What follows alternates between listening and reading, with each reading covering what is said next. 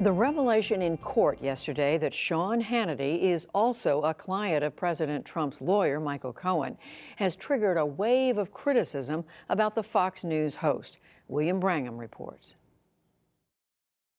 Anyone who has seen Sean Hannity's show knows exactly where he stands. The longtime Fox News host has been a steadfast champion of President Trump and his agenda, and a fierce critic of Special Counsel Robert Mueller's Russia investigation.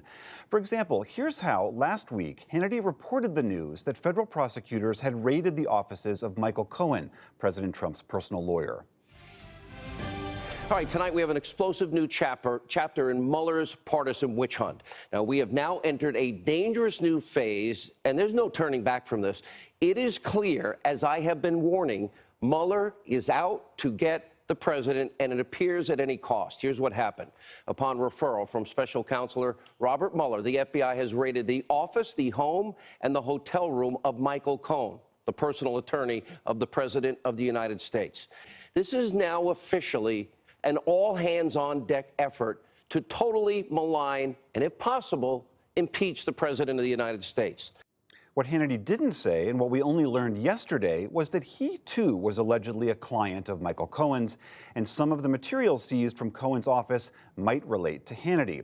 So should Fox News viewers have been told of this connection? I'm joined now by Margaret Sullivan, media critic for The Washington Post. Welcome. Thank you. There is a lot we still don't understand about this relationship, but what do you think about that? Should Fox News viewers have been told about this relationship?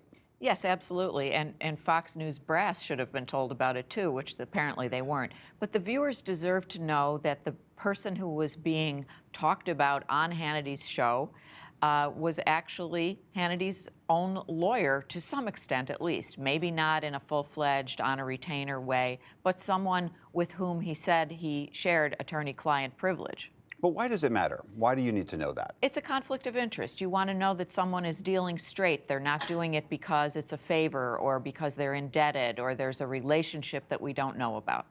Fox News last night on Hannity's show, he had Harvard Law professor Alan Dershowitz on, and Dershowitz just interjected and criticized Hannity, much the way you are, saying you should have disclosed this. Hannity later in the broadcast addressed the Cohen issue more fully. Here's what he had to say. Let me set the record straight. Here's the truth. Michael Cohen never represented me in any legal matter. I never retained his services. I never received an invoice. I never paid Michael Cohen for legal fees. I did have occasional brief conversations with Michael Cohen. He's a great attorney, about legal questions I had, or I was looking for input and perspective. My discussions with Michael Cohen never rose to any level that I needed to tell anyone that I was asking him questions. And to be absolutely clear, they never involved any matter, sorry to disappoint so many, matter between me or third party, a third group at all. And my questions exclusively almost focused on real estate. So what do you make of that? Well, that part of it, that last part, seems to be trying to get out the message that this was not a part of what Michael Cohen does, which is to arrange payoffs to women who are making complaints about sexual misconduct. Those are the other two clients. Those are the other two. He's done that for both President Trump and for the GOP fundraiser, who was the second client, and Hannity turns out to be the mystery third client. So he wanted to be clear, if we can believe him, and it sounds somewhat believable, that that's not what this was about. So that's what he was saying there. Fox News issued a statement today that said, in essence, we did find out about this last night, like the rest of the world did, but we've talked with Sean about it. We think this was an informal relationship, and we're ready to move on.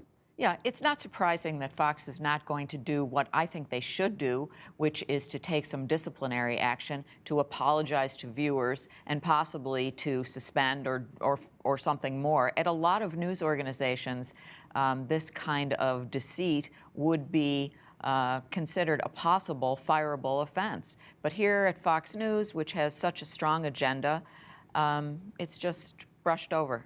We are talking about the ethics as they pertain to journalism, but Hannity goes to great lengths to say, sometimes, I'm not really a journalist, I'm an opinion guy. Sometimes he says he's a journalist, but do these guidelines still apply to someone like Sean Hannity?